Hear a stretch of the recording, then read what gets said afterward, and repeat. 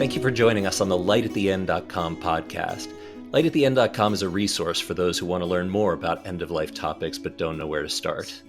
I'm Kevin Berk, and I'm joined today by Emily Miller, founder of the Colorado Burial Preserve and on the board of the Green Burial Council, as well as Alexis Rebane, end-of-life specialist at Guardian Fox Arts, who is also my guest co-host for today as we talk about green burial and eco-friendly options. Good morning, both of you. Good morning. Thanks for joining. Emily, to start with, what is a green burial and how does it differ from, I think you've referred to it as something other than traditional burial? Conventional. There you go. Yeah. So I say natural burial and green burial a little bit interchangeably because people might choose that type of burial for different reasons. But it is a separation from the traditions or conventions of more recent generations because as opposed to a big metal casket, a concrete outer burial container, everything in a natural burial is intended to biodegrade and go back to the earth. And this will include the care of the body, which would be done with no embalming, so that no chemical reason is going to prevent the natural processes of reintegration into the soil. And so people are choosing this out of environmental concerns. It would certainly lower the footprint of emissions and virgin material needed for someone's final disposition.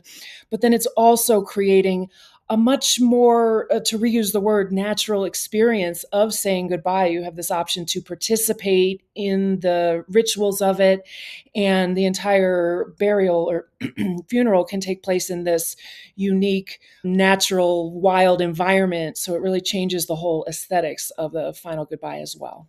So what was the story of the Colorado Burial Preserve? How did it get its start? I mean, you've been in the industry for, 10 or 12 years now?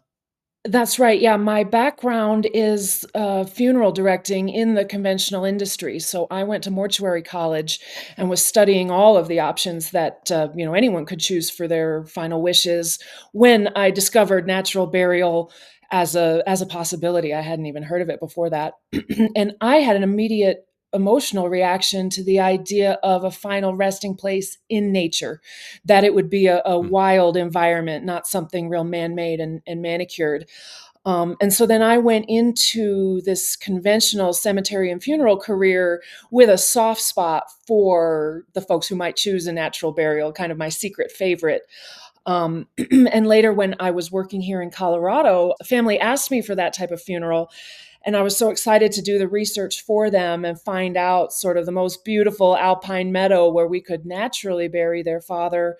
And I was disappointed in what Colorado had for options around green burial grounds, conservation burial projects. So I sort of perceived that as like a hole in the marketplace for what our options even are here, and was motivated to found the Colorado Burial Preserve. We're the first cemetery in the state to have a native habitat restoration mission. So we're the only cemetery dedicated to being as green as we can. And that's sort of unique in the market here, and also I think answering some of the concerns that people are starting to have about what are the impacts or why are they making these choices around their end-of-life wishes. Interesting. And so when did you get involved with the Green Burial Council? Was that part and parcel with starting up the Colorado Burial Preserve?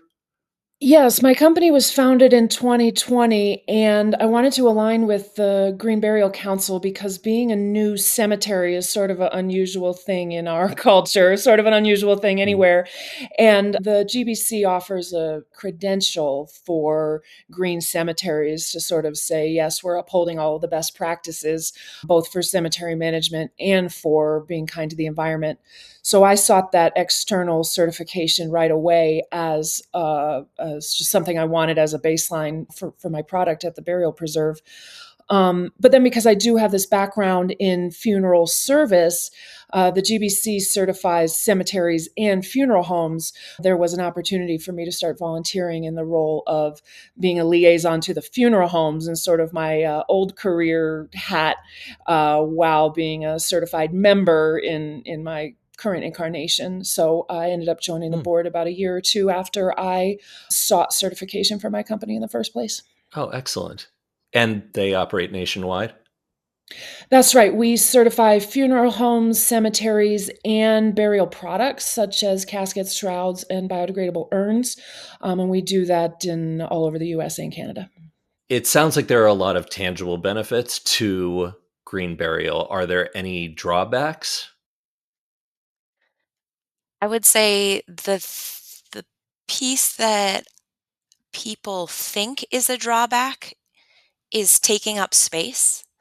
And I would argue that, especially in an area like the preserve where there is a conservation mission and there is wildlife rehabitating, that somebody to choose to be buried naturally is taking up space that will not be developed into something that is worse for the environment. Mhm. So, choosing a natural burial in a place like the preserve offers all sorts of people, whether they have loved ones buried there or not, the opportunity to come be in a wild space. To Right. add on to that, I think that across our culture, a lot of people have kind of an aversion to cemeteries and therefore are choosing cremation to think like, wow, that doesn't seem like a smart use of space to me. I don't like the way it's manicured and concrete like that. I better ought to choose cremation. And I think that's a misconception around what the ecological costs of a cremation might be. So with cremation, you have this question of, well, what's going to happen to the ashes afterwards? And if you just think of it as, well, I don't need to think of a cemetery because I chose cremation, sort of missing a big Hmm. piece of that conversation about what's going to happen in the future. And just to build on what Alexis said about the uses of the space, to create and hold a wild space is beneficial to the people who visit it, but it's also beneficial to the people who don't visit it, because with native habitat, particularly in grasslands but also in forests, we have an ability to sequester carbon year over year. We plant native species once someone's buried, and that starts the clock on how much good it can do for climate and environment, but then also for biodiversity. When you plant native plants, you're creating resources for the pollinators and other wildlife who desperately need these wild spaces to continue complete their life cycles. So even if a person never visits a restoration habitat, the fact that people are working on preserving wild spaces and protecting biodiversity helps all of us. And the fact that it can also be used for end of life needs, it doesn't do a lot of damage to that project. In fact, when we are burying a person in this healthy, natural way, we can enrich the soil, improve the quality of habitat by adding in all the organic material and the natural processes that are going to happen with the body, and create this beneficial environmental effect that's only going to build over time. In addition to the carbon sequestration that happens due to burying the body instead of cremating it, there is also the less use of carbon when it comes to the resources used to create the burial container, as well as the movement of the body from place to place, not to mention the off-gassing from flame cremation as well. That's so fascinating. Those are things that I hadn't considered. And I also, Emily, you just mentioned that there are things that are planted at the point that a person's buried, which I hadn't considered.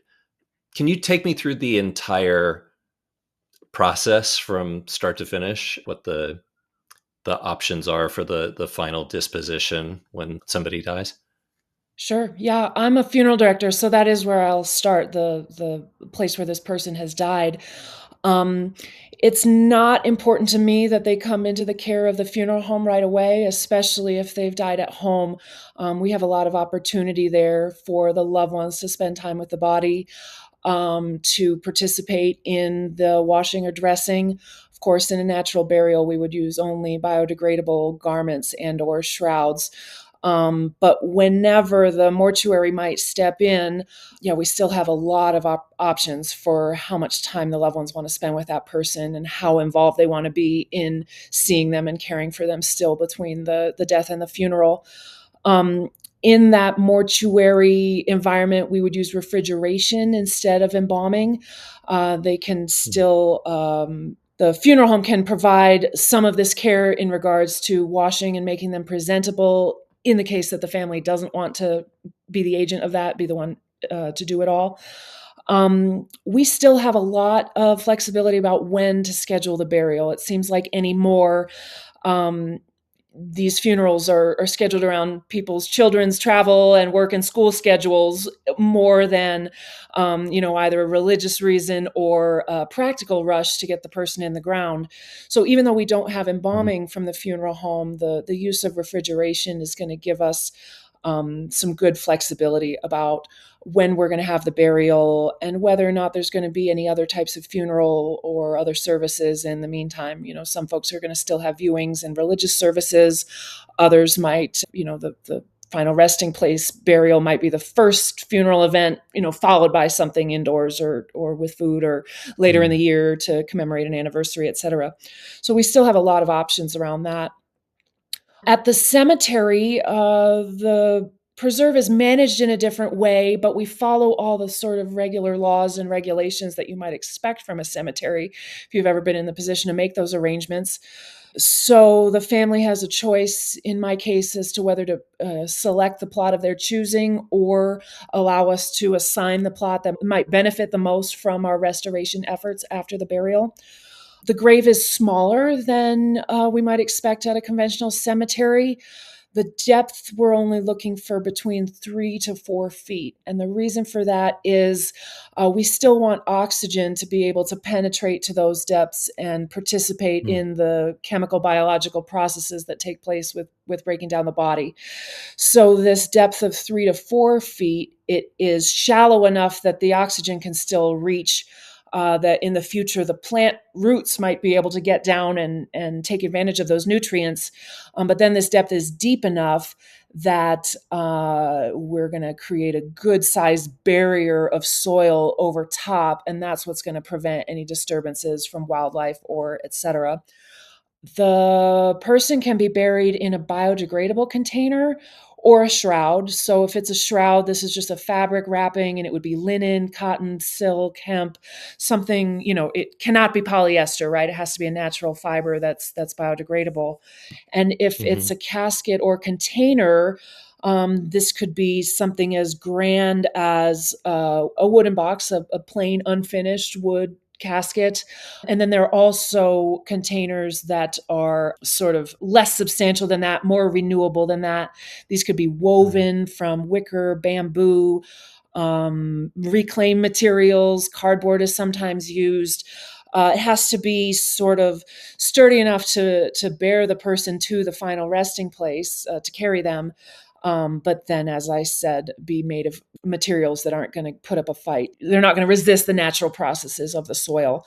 So then this hole we're digging is, I'll take the height and width of the person or the length and width of the container, should it be a shroud or a container, and we make just the smallest hole that we can. We're trying to limit the disturbance with the grave digging so that we only remove and disturb as much soil as was strictly necessary. The burial service itself can be a lot of different things. As a funeral director, I love to involve the guests to whatever extent they want to, including pallbearing, lowering the person by hand with straps in sort of the traditional way. Recovering the grave with the earth is an important part of the experience of being out there, the what it means to bury your loved one. So I always offer them the chance to be involved with the covering the closing of the grave as well. We include additional organic material aside from what we're burying of the person in the container. As we cover the grave, we will include straw, mulch, seasonal plants that have been cut for a variety of reasons, flowers. The idea is that we are increasing the percentage of organic material in the soil as we cover the grave to give the native plant restoration project its best chance of thriving and taking hold in the burial ground. So as the grave is covered, we're planting over 30 different native species. I'm a pinyon, juniper, woodland in a transition to a shortgrass prairie. That's what my ecosystem is. So what we've done is work with an ecologist Hmm. to identify what would be the most beneficial native seeds that we could plant in this final resting place, saying, of course, it's up to Mother Nature, but we're going to do our best that you could come back next spring and Mhm. see this place thriving and growing because of the gift we've made to the soil here, and that these plants would firstly establish well and then secondly be beneficial to the future of the environment on the site. They can have a headstone. We allow a headstone when it's rough shaped to sort of blend with the natural environment. There's no concrete base to that. It Okay. just sits under its own weight. Or in some cases, we have biodegradable markings for the grave, like a carved piece of wood, which will last, not perpetually, but for a very long time, for the amount of time that that family kind of needs it to last. So, Mhm. yeah, the goal is to create everything the community needs for a cemetery, meaning they can gather and have this ritual together. They can have a place to memorialize those name and dates. They can come back and visit it as needed. And at the same time, we're creating everything the community and the planet might want for a nature preserve. So we're protecting it from Mm. future development, yet doing our best to manage it in this light footprint but beneficial way. And create a space that the community can visit to learn about the environment if they're not Mm. there to memorialize a loved one. I definitely want to get back to the family visitation stuff later, but you were mentioning the burial containers and the materials used, and Alexis, I know that your most recent thing is that you have been working with willow to create burial containers. So I would love to talk about that and just hear from you how that started and what the process is like for the creation of those. It's so fun. It's so funny to be talking about an aspect of relating to death and dying and say that it's so fun, but I really love the creativity and the working with natural materials components of putting together a willow casket or urn. I was living on the western slope of Colorado last year on a willow field, and the process of creating a willow casket starts from cutting down the willows from the year before. And I stayed on this land and watched these willows grow for a year or for a growing season, and then harvested them during the winter, cut them down by hand, and then stored them at the preserve with Emily in Emily's care. We sorted Mm. them and bundled them and set them to dry. Willows take, in Colorado, it's pretty dry here, so not quite as long as other places, but 4 to 6 months to dry entirely. During that time, they shrink by 50%. And then once they are fully dry, they soak and become supple again, and then can be used to weave. So if you've seen a wicker basket or wicker furniture that is frequently made out of willow. And so Emily and I took this willow and went to a workshop to make baskets, learned how to make baskets, and Mm. let the instructor know that we were interested in weaving caskets. And he said, well, a casket is really just a very big basket. And Mhm. so we extrapolated from what we learned in that workshop and made a 6 foot casket that has a slab of wood as its base and then willow as the basket around it and some natural fiber ropes that can be used as handles. And it was a great experiment. I've made a few more pieces since then, another smaller casket and some urns. It is just one of the most satisfying things to consider that this creative project, this artistic endeavor, is coming from the land here, being woven by hand, being conceived of and created by us, by Emily and me, and Mhm. then will ultimately return to the land, ideally in the preserve or somebody else's final resting place, and that life cycle takes place within our view. Like we can watch that happen. That's a really fun process for me. I love that. And there are no chemicals that are involved with the treating of the willow. Correct, correct. It's they're hand cut and then soaked in water when they're rehydrated. I saw a picture that was of the pet bed that you'd created as well. So it could Hmm. be not only the refuge at the point that it's living, but then the final place that it once it dies that it can also stay in. Yeah, I really like the idea a lot of weaving these baskets that can be caskets but can be useful in the meantime. I think it's really nice to have a piece like this in someone's home where it is perhaps literally a coffee table to have coffee table conversations around. If you put a piece of glass over the top of it, it could be a coffee table or store blankets, that kind of thing. But there is one smaller casket that I made that could be for a small human or perhaps a German Shepherd, and it could be a bed in the Hmm. meantime, and then transition to being a burial container for a fur family member.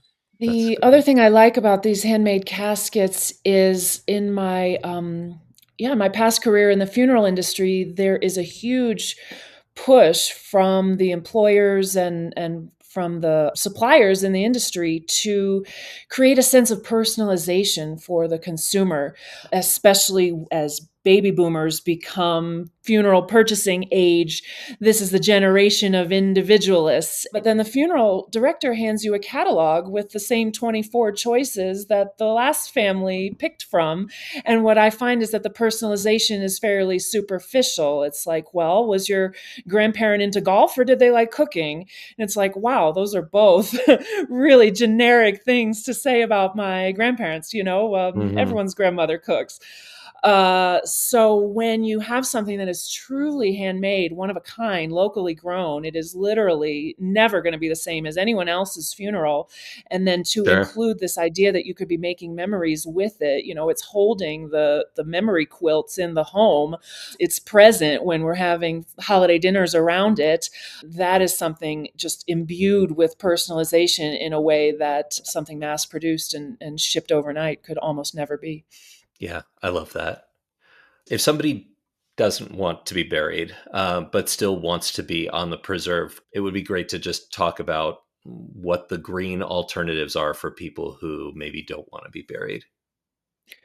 Sure, and I do know that the idea of kind of being in and of the soil is, not everyone loves the aesthetics of that, and I think that's one of the Mm. reasons that often people do choose cremation. So I also perform natural burial of cremated remains. We can use a biodegradable urn, or also we can use a product called Let Your Love Grow, which is a soil amendment that corrects the chemistry of cremated remains. So ashes from the crematory are not good for plants on their own. They're salty and they're high Mm. pH. But we can certainly take someone who's been cremated and still enroll them into this native species restoration program, still give them the benefit of a final resting place when we take one of these measures, like using the soil corrector or you can also bury cremated remains with a flat rock down in the hole over them so that you kind of make this protective barrier so that the grass roots don't get in there and poison themselves. We also have a more environmentally friendly form of cremation. It's called alkaline hydrolysis or water cremation. This is a system that breaks down the body by use of hot water and a basic chemistry, like it has lye in it to sort of dissolve the soft tissues of the body. It takes a lot less of your utilities footprint than a conventional flame cremation. We have to heat the water, but aside from that, you don't have the big fossil fuels cost that the heating up the flame crematory does. So water cremation creates a set of ashes that is pretty similar to flame cremation, meaning what's left at the end of the process is the bones. Those are ground up and returned to the family. So these could be buried or scattered or kept home in the same way. And then in some places, we also have body composting, which is also called natural reduction or natural organic reduction. And this is a little similar to a cremation in that your body has to go to a facility and it's held within a chamber while the body's broken down. But in this case, instead of using the chemical or flame action to break the body down, they use a biological system, which they add natural materials, alfalfa, straw, different things to start a composting process. And when a person is naturally buried, we're saying, okay, the soil is going to break them down, and this could take months to years, depending on the climate. When we break them down in this natural way in the facility of natural reduction, it takes only weeks to months instead of months to years. So it's similar to a cremation in that the facility will hand you back the output of this process, and then there's this further question of, well, then what to do with it. The compost that results from a body composting, it's very nourishing and life-giving. So in contrast to, like, you really don't want to bring someone's cremated remains home and plant a rose bush, because as I mentioned, the cremated remains themselves are not good for the plant. The body compost would be very good and life-giving for that same bush. So the body composting creates a good deal of material. It's about 1 cubic yard, so it's more than the mass of your body, but then creates all these interesting possibilities of what you might do with that soil. And indeed, one option would be to inter it in the burial preserve and sort of join the native habitat restoration project with those nutrients. Alexis and I had been talking about whether green burial has been kind of on the rise, whether there's a heightened interest for it. It seems like we're hearing a lot more about it. What's been your experience? I believe that the conventional funeral is driving people away from funeral activities, and that natural burial is making the argument to say, hey, actually, these rituals have always been an important part of humanity. I think that the funeral home and cemetery industry has made conventional burial very expensive and also a little confusing. For example, like, we say ashes to ashes and dust to dust at those funerals, but then we lock the person inside a concrete, and make sure that that will virtually never happen. And we take them out to the cemetery to say, hey, burying your person is an important part of this. But then at the cemetery, they cover all the exposed dirt with green plastic grass for fear that you might see dirt or experience nature. Typically, just a generic anyone's funeral might be this story of, wow, I was in that house of worship that I don't really agree with or believe in anymore. Gosh, that minister didn't really even seem to know my person. Oh, they looked a little strange after the embalming. And then we all went to this cemetery where, like, the crew was breathing down our necks waiting for us to leave. And we didn't even get to see them, really buried or participate in the process. And then the bill was almost $12,000. It's like, well, who would take that deal? And for me, I really think that that's one of the reasons we're seeing this rise in direct cremations, meaning a cremation where there's no other services, or you see in the obituary, oh, at Susie's request, no services are being held at this time. I don't think that's good for Susie's family. That's just because Susie went to a bunch of different funerals where her friend didn't look like herself, and she hated knowing how much her neighbors spent on all that. And it, like, teaching people to dislike the whole topic of a funeral. And in contrast to all of that, I feel that natural burials are reintroducing an older, simpler, better way of doing it, where the guests can have real intimacy with the person who's passed away, and they learn real lessons around, gosh, what it means to die and then rejoin the cycle. That you can recontextualize the death and grief a little bit when you say, wow, those are the actual plants and animals that are going to turn around and live because my friend died. That that we have opportunities to re-engage with death care aside from the environmental benefits or the carbon emissions savings from that type of burial. It also is just a better funeral. And so that's the reason I feel like we are seeing this renewed interest in natural burial. Certainly, some of the people are just hardcore environmentalists and want to die as they've lived. But other people just never really loved cremation and didn't really know that this was an option. And then, as a guest perceiving this type of funeral, it's like me when I first read about it in mortuary college. It's like this light bulb moment, like, wow, this makes so much more sense. And there's a piece of it also. I mean, you spoke a little bit, Emily, about the hardcore environmentalists who are doing this for that reason. And you also mentioned the person whose obituary states that they didn't want a service. Um, could you talk a little bit about the demographic of people who just want to be thrown in a ditch? I hear this all the time. I just told my family, expose me somewhere on the mountainside. And it seems like natural burial might be actually what I was talking about, because it's this Hmm. idea that nothing would be wasted around caring for me because I'm gone. So burial in the preserve, it's going to cost a little bit more than throwing them wild in a ditch, until you start paying the fines for that anyway. But it's going to get around this problem of, oh, I don't want any fuss. I don't want anything wasted on me, because we can turn around and say, no, we're doing good.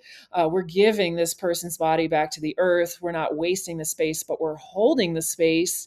And if Hmm. you wanted truly nothing, that staying within what's legal, natural burial is as close as we can get to being thrown in a ditch. In Colorado on the coast, we might also suggest burial at sea. But yeah, for this type of person who thinks they want nothing around their final needs, we can turn nothing into actually something beneficial. So you've mentioned price a couple of times. Is having a green burial any more or less expensive than a conventional burial? It's going to typically fall somewhere in between the whole cost of a conventional burial and what you might have gotten for a minimum cremation. So, green or natural burial will almost always have two costs involved: one for the cemetery and the final resting place, and another for the associated services from the funeral home or the mortuary. In Colorado, you don't have to use a funeral home. You certainly can care for your own dead and transport them. But in practical terms, almost everyone is going to end up using a funeral home to file the death certificate, provide a little of that refrigeration and care for the loved one, and then transport them to the final resting place on the day of service. So, because you had those two charges, one at the funeral side and one at the cemetery side, it would almost always be more than if you had a service that only took place on the mortuary, such as a cremation or a water cremation. Of course, those services don't include the final resting place, so it's not a complete answer to the question either. But Mhm. natural burial is going to be a cost savings under a conventional burial because of all the things you didn't have to buy, such as the outer burial container, the casket. As I said, I allow headstones, but they're much more modest compared to the thousands you could spend on a monument at a conventional cemetery. The embalming, you would be saying no thank you to that type of care as well. So, just in the things that we're saying no thank you to, you could save many thousands of dollars.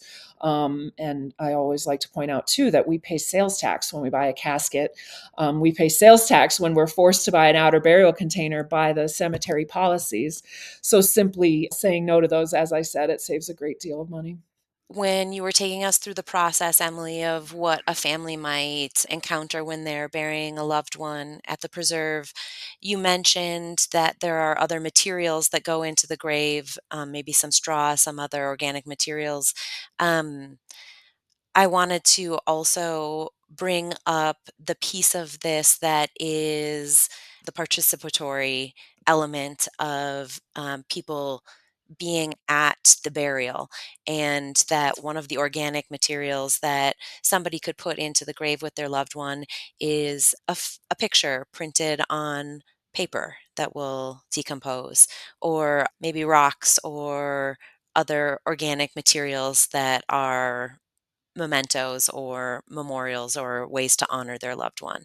Do you want to talk any about the role that nature plays in offering this opportunity to participate as somebody going to a natural burial or a green burial? Um, what are some of the things you've heard from people who have attended a green burial for the first time, perhaps? Yeah, your first screen burial seems to be a little of a transformative experience. The one comment that I hear more than any from the guests is, wow, this was so meaningful. Or else they say, I had no idea this was possible. So we have Mm. a little of a geography challenge in natural burial that, there's only a limited number of sites around the country that have a program like this.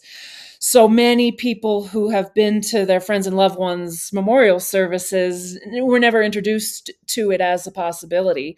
But then, above and beyond just the possibility of it, I think that being in a place of nature and also being so close to the process as to be invited to participate in it, it's a significant aesthetic difference from funerals you may have attended in the past at the funeral home or in a conventional cemetery. And people are finding it very eye opening and yeah, surprising on how different it feels to say goodbye to someone in that environment than in one of these more manufactured places. For example, on the preserve, we have juniper trees in all stages of life, from just tiny sapling sprouts to ones that have lived their full glory of size and life and now are dying back or have died. And most cemeteries or any type of developer, the first thing you do when you get on a parcel is to take out any of your dead trees. Humans, we love to pull out dead trees, but these create an important resource of habitat and of chemical, biological enriching to the soil. And so as you tour the preserve, you see, wow, this is something that has died. And then down in the roots of it, you see, wow, that is something beautiful that is growing and blooming. So, death for us humans has always been a return to the earth. It is a completion of the cycle. But our medico legal funeral health complex has separated us from that kind of reality of living and dying. And our dying takes place behind closed doors in facilities, the same way with our other medical events.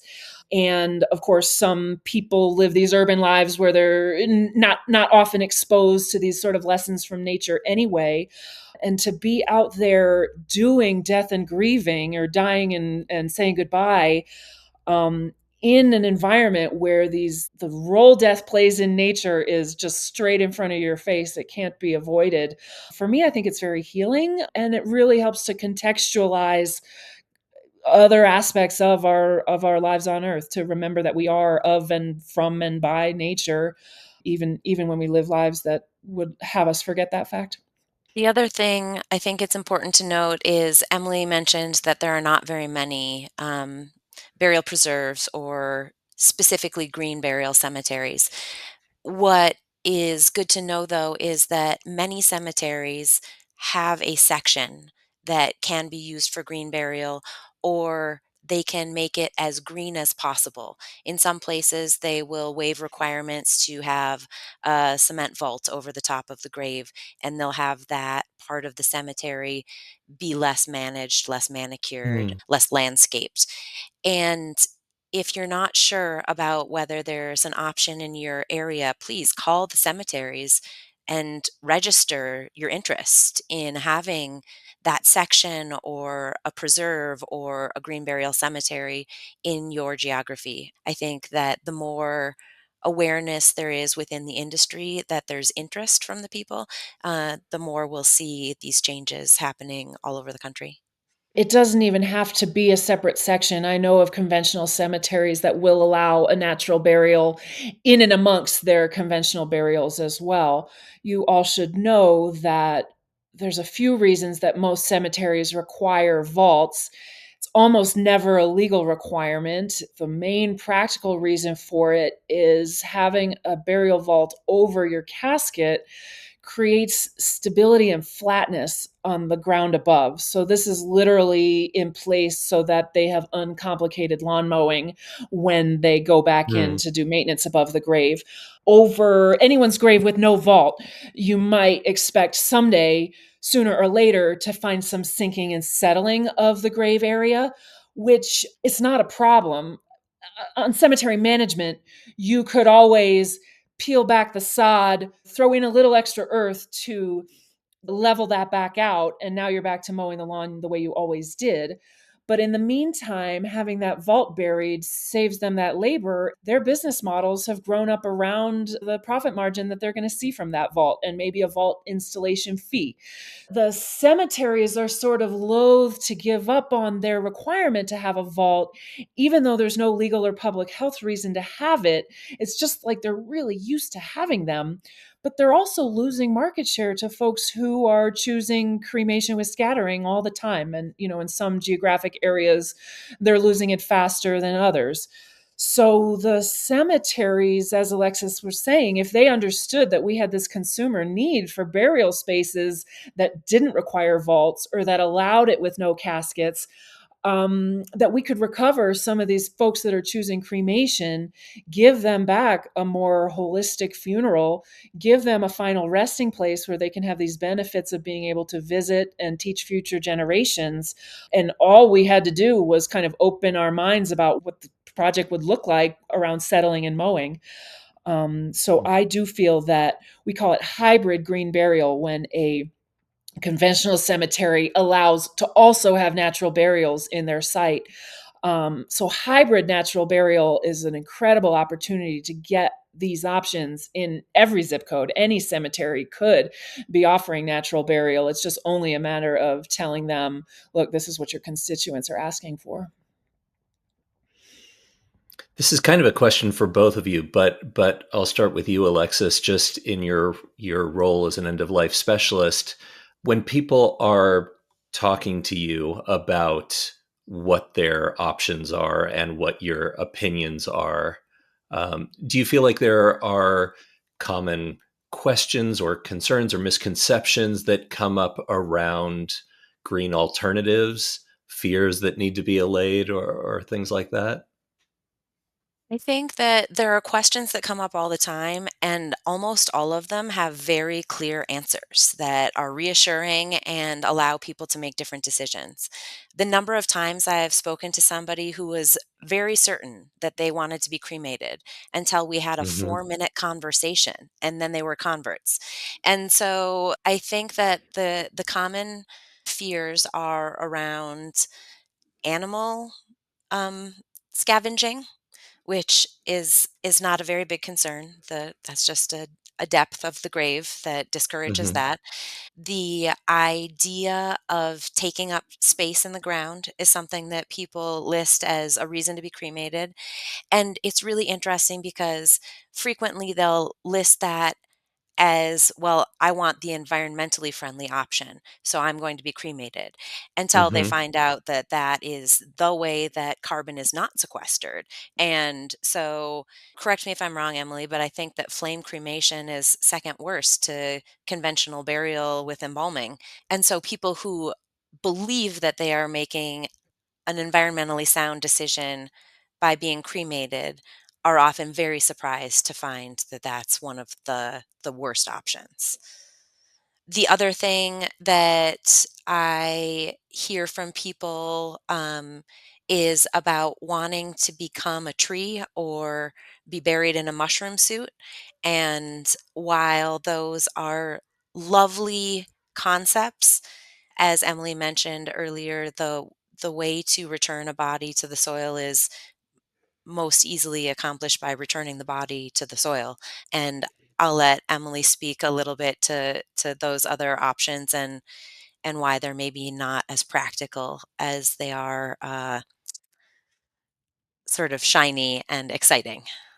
Hmm. Yeah, I do practice planting native species over someone's final resting place because I'm all for this idea that we would sort of come back as, or that the nutrients from our body would then become part and parcel of these plants that are going to help protect our environment. But I think it's very anthropocentric to imagine that, oh, because I lived, I want to also become this tree. A healthy forest is way more organisms than only the tallest trees. And just because we sort Hmm. of see ourselves as the biggest and the best of the animal kingdom doesn't make a direct correlation into we ought to all become the biggest and the best of the plant kingdom.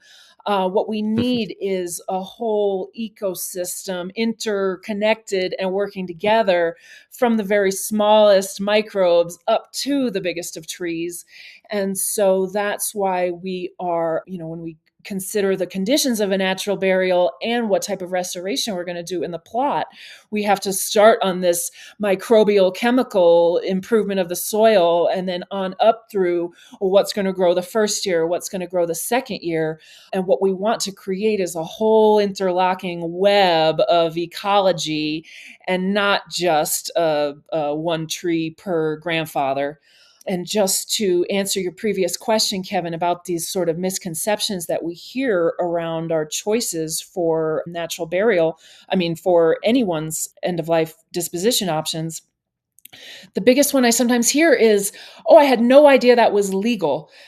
In regards to natural burial. And I think people are so conditioned by what they might hear at the conventional funeral director's office or how many conventional funerals they've been to that they just went ahead and assumed that embalming was required by law or that everyone had to be interred in a vault for some kind of public health or legal reason.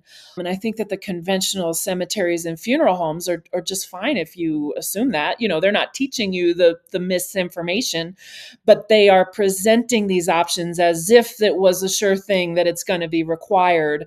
And so a Hmm. lot of people would assume that, well, in my state, I'm sure that natural burial is not legal because I've never seen or heard of that happening.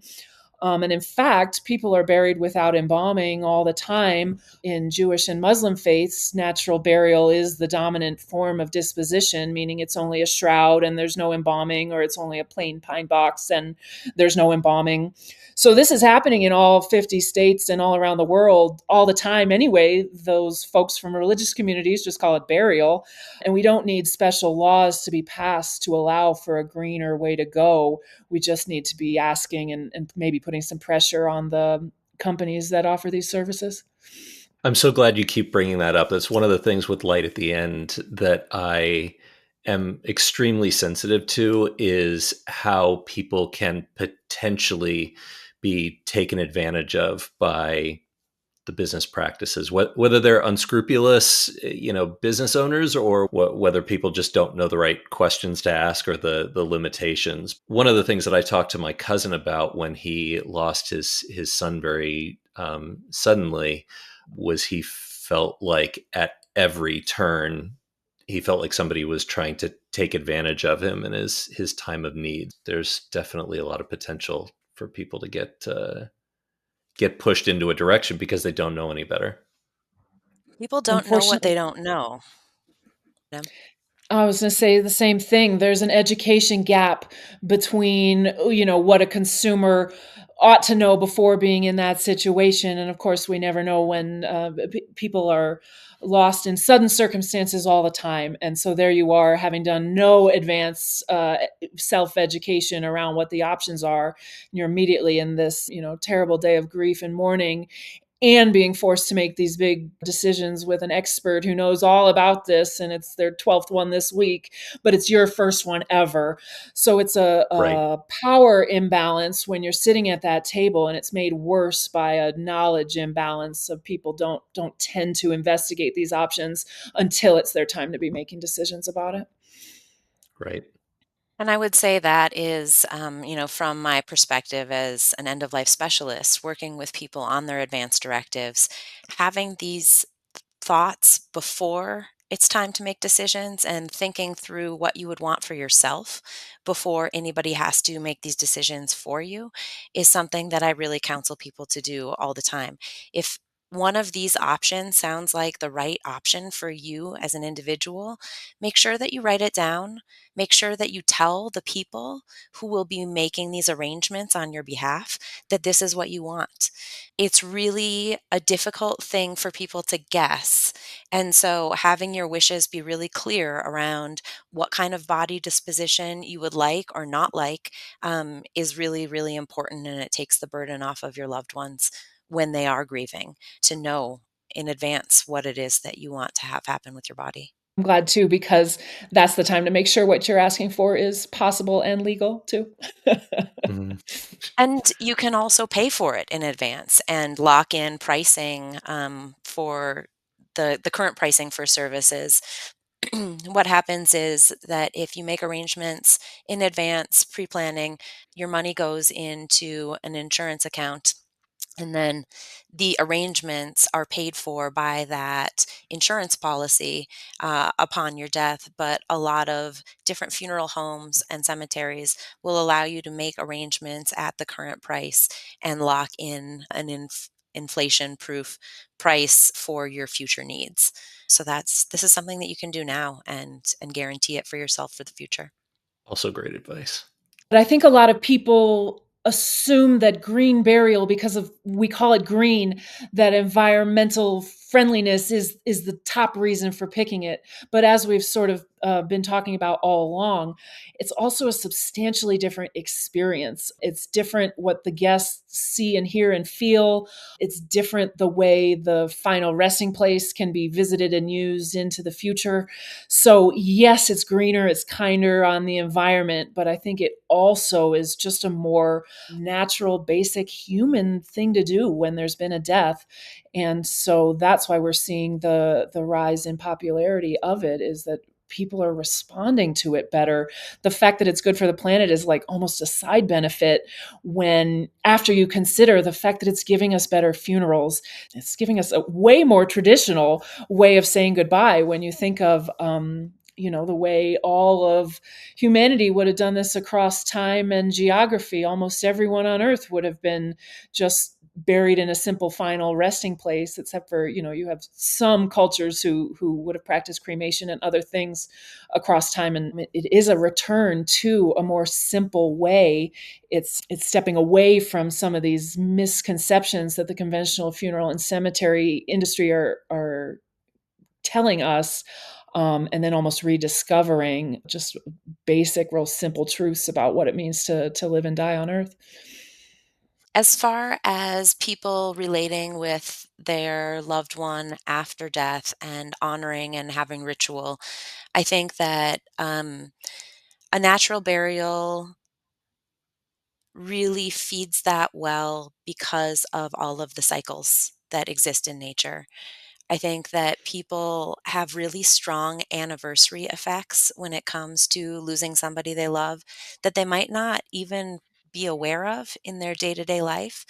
But by returning to a burial site, having this sense of place that is changing, growing, evolving around us, and also returning us to experiences that we've had in the past so that we can revisit and heal and move forward with these cycles incorporated into our understanding of what's happening with our loved one.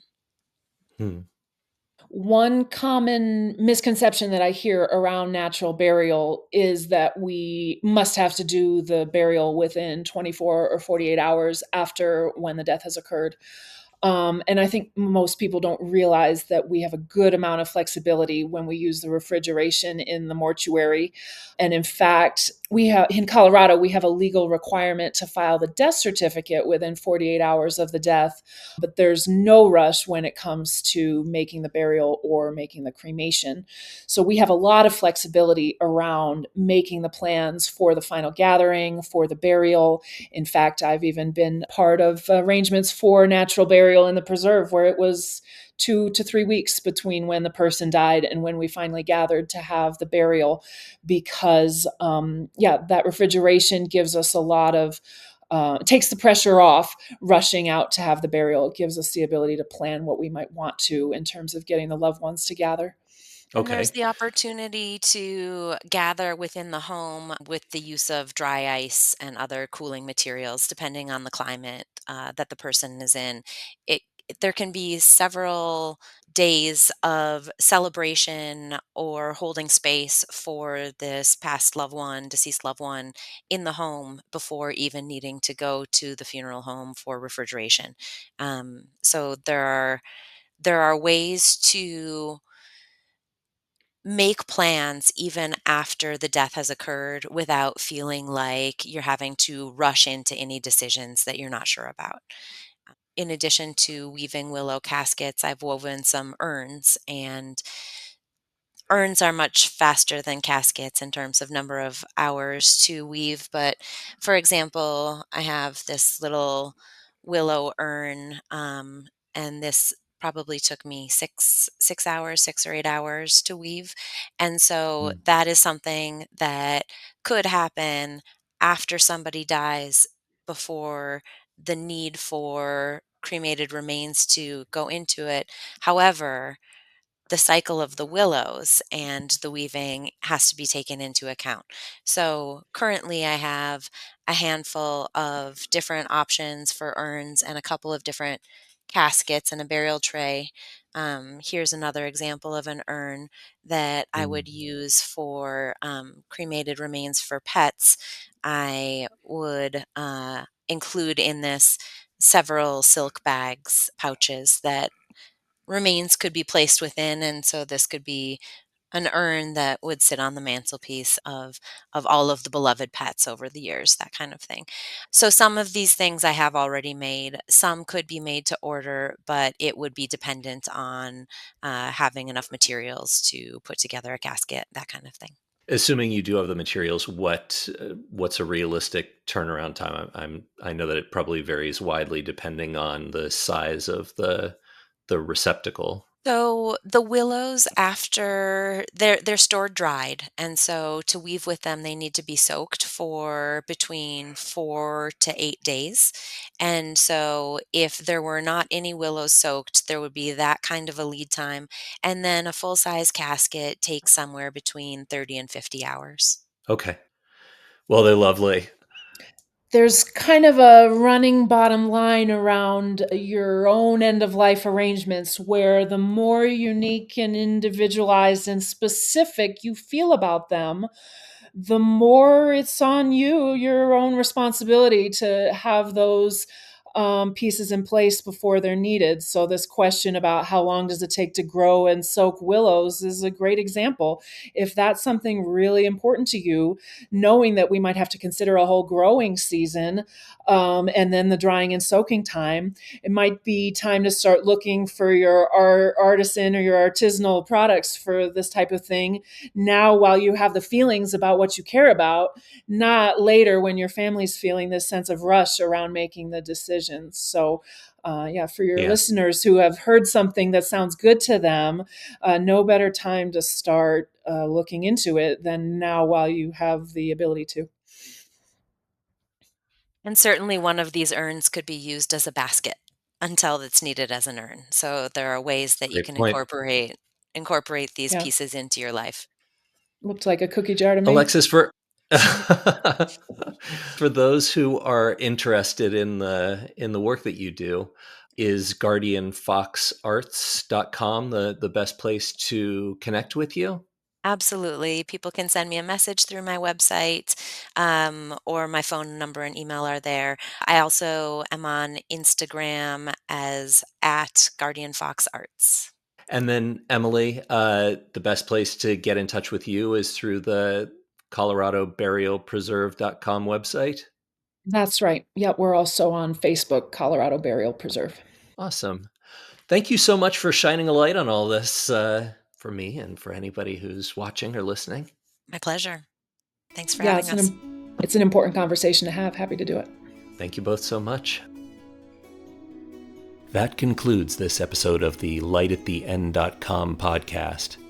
For more end-of-life topics, guides, and resources, visit us at lightattheend.com. legalities.com. If there's something you think we should cover on our site but haven't, or have an idea or a guest you want to connect us with for a future podcast episode, drop us a line and let us know. If you find what we do helpful and want to contribute in some fashion, please get in touch. Until next time, take care of yourself and those around you, and make sure that those that you love know it. Bye for now.